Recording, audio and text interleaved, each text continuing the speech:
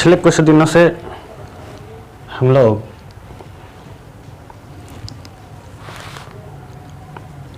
Math का एक series चला रहे थे जिसमें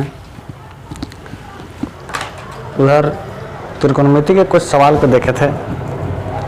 अब हम लोग द्विघात समीकरण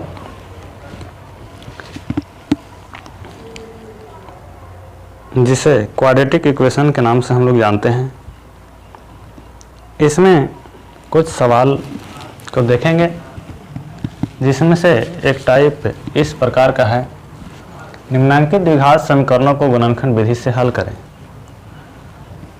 यहाँ पर कहा है गुणनखंड विधि से हल करें, लेकिन स्टूडेंट लोग इसको पता न कैसे बनाता है या उसे बनाने आता है या नहीं।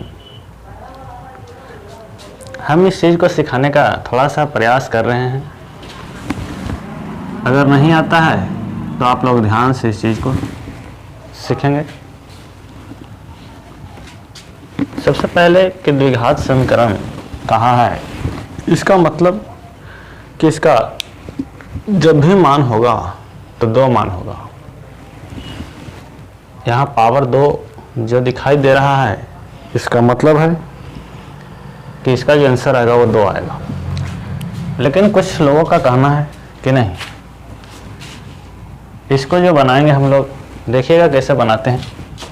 कुछ लोग यहाँ से क्या करेगा कि x² बराबर इसको उस तरफ ले जाएगा और 0 और माइनस से प्लस में 2x, और तब यहाँ से x² बराबर जोड़ेगा तो 2x। अब x² का मतलब x गुना x और बराबर 2x, और तब यहाँ से एक x ख़त्म कर देगा और x बराबर कितना 2।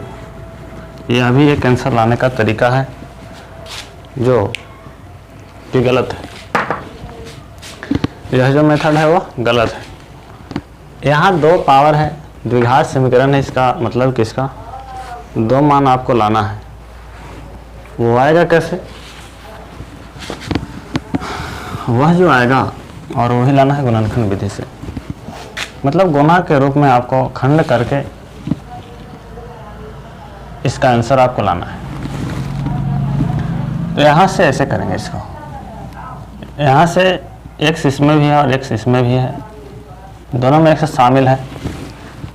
हमें कॉमन लेने आना चाहिए कि यहाँ से x जो है ना निकाल सकते हैं, और x जैसे ही निकालते हैं कॉमन का मतलब होता है भाग देना। x से हम लोग भाग दे रहे हैं इसमें। यहाँ 2x था, 1x खत्म, 1x बचा माइनस, यहाँ से x निकल गया और बचा कितना 2 बराबर 0। अब इधर 0 है, यहाँ पर आपको सोचना होगा कुछ बात कि आखिर इतना के बराबर 0 क्यों लिखा गया, इतना के बराबर 0 क्यों लिखा गया।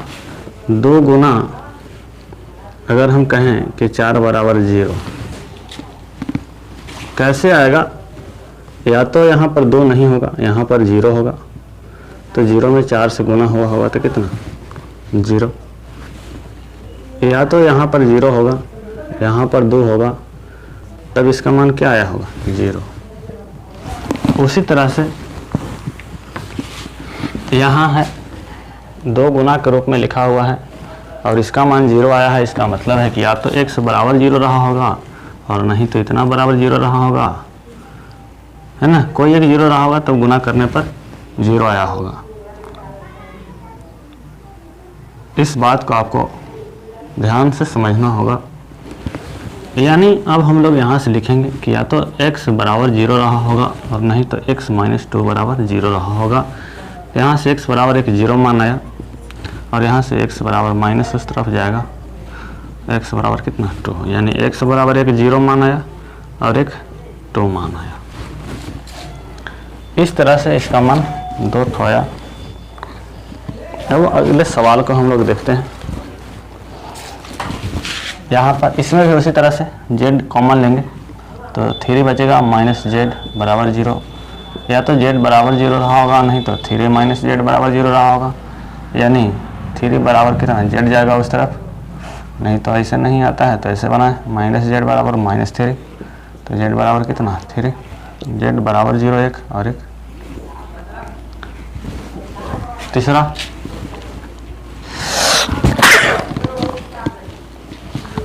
z यहाँ से क्या ले लें कॉमन, mz - p बराबर 0, 0 है उधर, इसका मतलब कि z बराबर या तो 0 रहा होगा, नहीं तो mz - p बराबर 0 रहा होगा।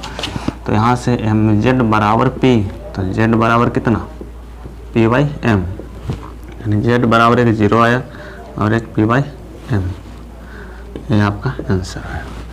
इस तरह से गुणनखंड विधि से हम लोग निकालते हैं इसका मान। यहाँ तक आप लोग नोट करेंगे, तब तक देखते हैं अगले सवाल।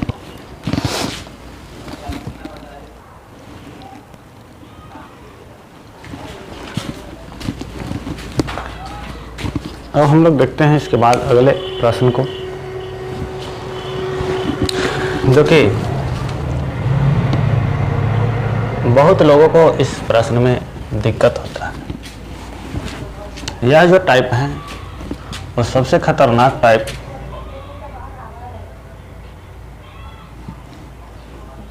जो कि बच्चों से इसका गुणनखंड नहीं टूट पाता है। बिल्कुल ही आसान शब्दों में इस चीज़ को हम समझा रहे हैं, आप लोग ध्यान देंगे। जब भी 3 टर्म आए है ना, 1 2 3 टर्म, इसका जो गुणनखंड करेंगे हम लोग, गुणनखंड विधि से कर रहा है तो फर्स्ट इंटू लास्ट पर इसका करेंगे, यानी कि पहला में अंतिम से हम लोग कर देते हैं क्या गुना। पहला में अंतिम से गुना करेंगे तो आएगा 3y²। अब यहाँ जो अंक है इसको इस तरह से गुणनखंड करना है कि गुना करने पर तो 3 आए, लेकिन उसको जोड़ने या घटाने पर 2√3 है। बहुत डेंजर सवाल जो बच्चों को काफ़ी परेशान करता है। गुणनखंड ही इसका हमको तो लगता है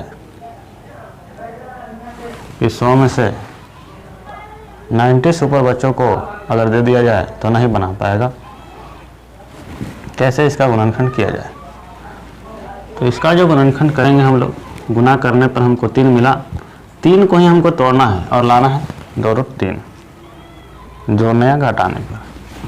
क्या हम लोग 3 को 2 बार ऐसे लिख सकते हैं गुणनखंड के रूप में? इसका गुणनखंड ऐसे कर सकते हैं, गुना करेंगे है ना, गुना करेंगे रूट के अंदर 9 और इसका वर्गमूल 3, मतलब इसको गुणनखंड के रूप में हम ऐसे लिख सकते हैं। अब गुणनखंड कर लिए, 2 गुणनखंड आया, इसको जोड़ने या घटाने पर हमको 2√3 आना चाहिए। इस तरह का जोड़ अगर आपको आता होगा, 1√3 और 1√3 2√3, यही हमको जोड़ने या घटाने पर लाना था, जो कि जोड़ने पर आया 2√3। अब इसका गुणनखंड यहाँ से हम लोग करेंगे,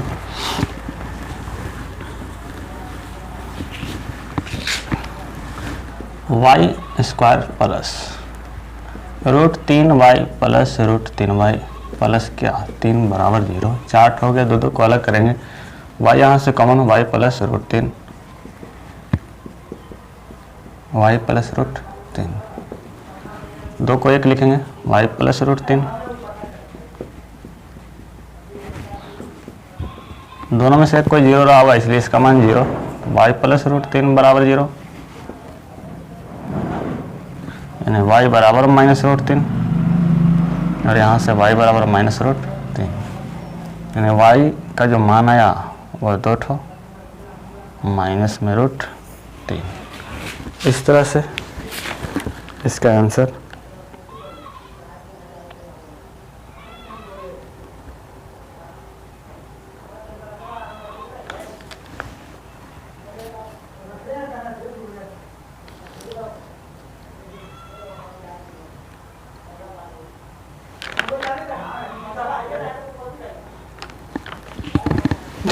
कितना आया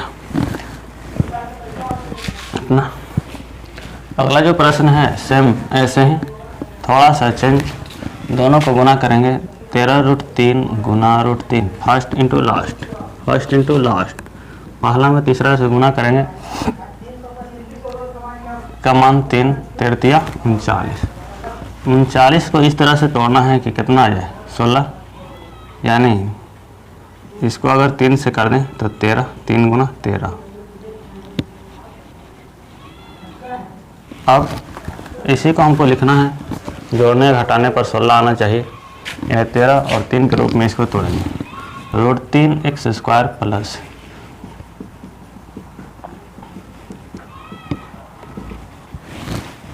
बराबर 0।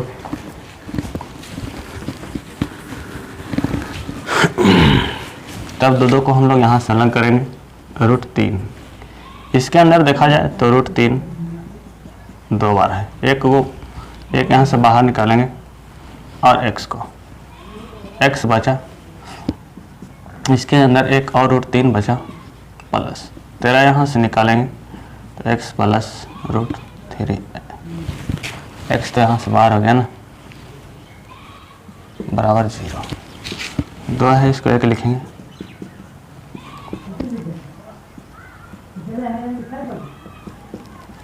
जीरो। अब कोई एक 0 रहा होगा, यानी x प्लस 0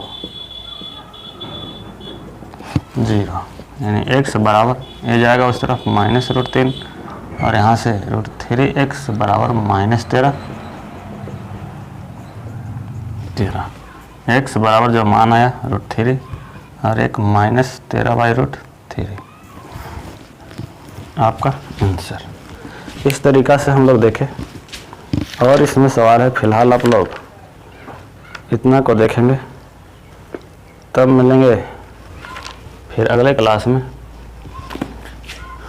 तब तक वीडियो को देखें, अच्छा लगे दोस्तों के पास शेयर करें और चैनल को सब्सक्राइब कर लें, ताकि अब जो वीडियो आज के बाद मिलने वाला है, फिर से एक बार लगातार कुछ काम था जिसमें हम डिस्टर्ब हो गए थे। आज से लगभग सभी विषय का वीडियो आपको मिलने लगेगा, फिजिक्स, केमिस्ट्री, बायो, हिंदी, जो भी है धीरे धीरे आपको दिया जाएगा। तो तब तक के लिए